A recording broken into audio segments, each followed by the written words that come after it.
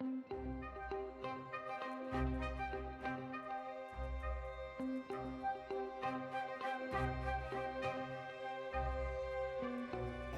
Desember diperingati sebagai Hari Anti Korupsi Nasional. Korupsi adalah hal yang sering kita dengar di sekitar kita, di televisi, di sosial media, di portal berita, dan mungkin di kehidupan kita sehari-hari, entah itu sekolah, kantor, atau bahkan kampus. Dalam kutipan Najwa Shihab, di negeri yang penuh mustahil, korupsi seolah menjadi perkara yang lumrah. Perburuan menjadi paling kaya, menjadi hobi para abdi negara.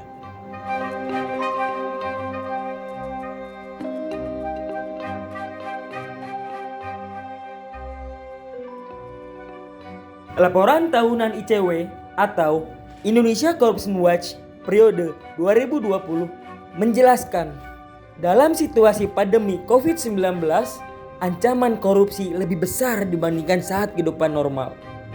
Mengapa demikian? Penjelasannya sederhana. Pemerintah menggelontarkan anggaran yang sangat besar, hampir mencapai 700 triliun rupiah pada tahun 2019 untuk menanggulangi pandemi dan dampaknya. Namun, hampir semua proses belanja dan penggunaan uangnya dilakukan secara darurat. Artinya, prosedur yang biasanya diterapkan untuk memastikan transparansi dan akuntabilitas sektor publik tidak berlaku pada situasi darurat karena prioritasnya adalah respon cepat atas situasi genting. Pada saat yang sama, Komisi Pemberantasan Korupsi atau KPK telah dilemahkan melalui terbitnya Undang-Undang Nomor 19 Tahun 2019 sebagai revisi atas Undang-Undang Nomor 30 Tahun 2002. Hasil dari kebijakan revisi ini juga langsung dirasakan karena skor indeks persepsi korupsi atau IPK Indonesia 2020 anjlok drastis menjadi hanya 37 dari 40 pada tahun lalu.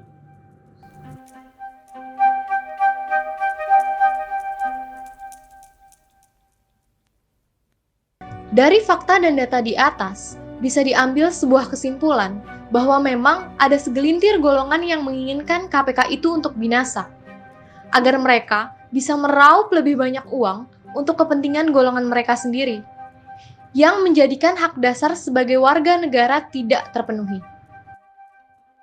Lantas, kita harus bagaimana?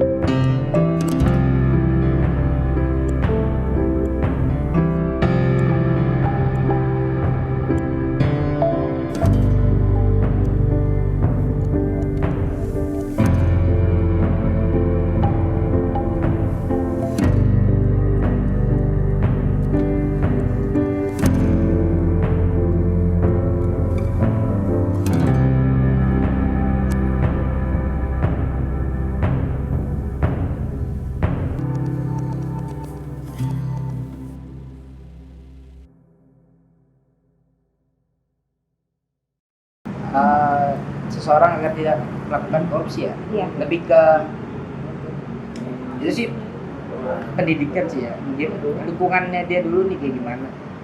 Kalau misalnya lingkungan di pemerintahannya pun pasti kan kalau korupsi kan lebih ke pemerintahan ya. Ya kita tahu sekarang ini lebih banyak di pemerintah ya, sistem hukumnya dulu aja yang lebih jelas kayak gimana, transparansi ke masyarakatnya, hukum-hukumnya diperketat lah segala macam. Juga ya biar pelaku-pelaku korupsi ini lebih jerak aja gitu, biar di kemudian harinya juga nggak ada lagi orang yang berminat buat korupsi. Kayak gitu sih oleh gue.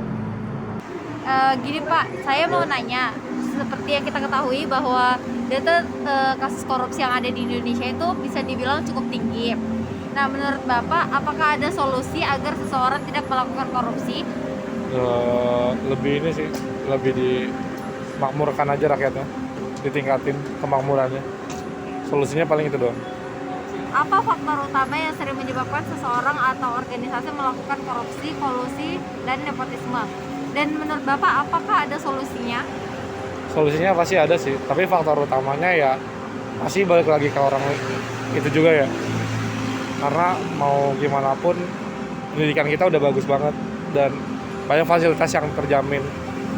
Cuma orang ngomongin kalau korupsi orangnya itu sendiri moralitasnya kurang gitu sih. Paling gitu aja kalau solusinya paling dari orang itu sendiri gitu sih.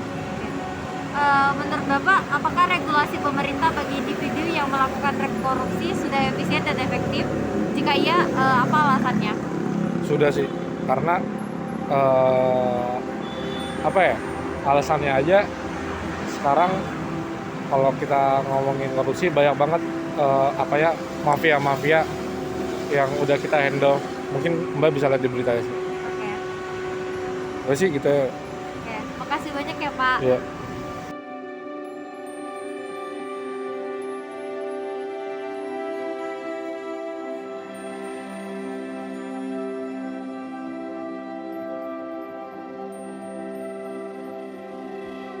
Kami menyadari harapan telah redup.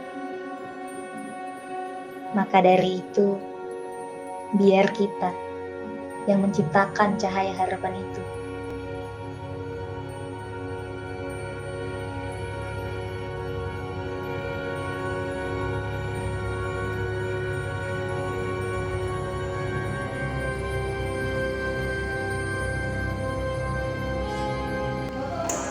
Bangun kau. Tidur di kelas itu korupsi, tau kau? Apa? Korupsi apa itu? Korupsi nggak selalu soal uang, bisa aja soal waktu, biar tahu kau.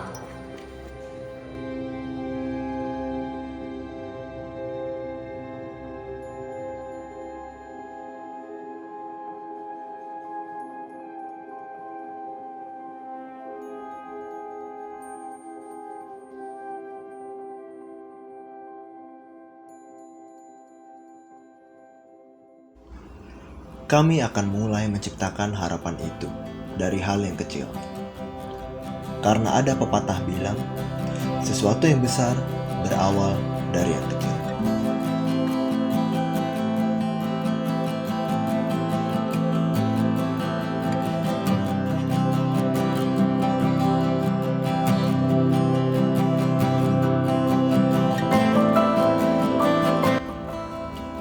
Akan kita kumpulkan serigala-serigala yang lapar akan keadilan, dan kami rangkul mereka yang sejiwa dengan kami.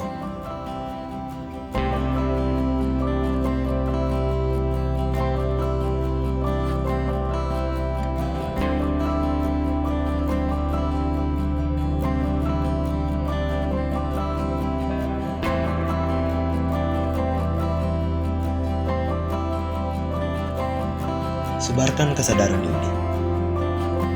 Jangan takut. Suara rakyat adalah suara Tuhan.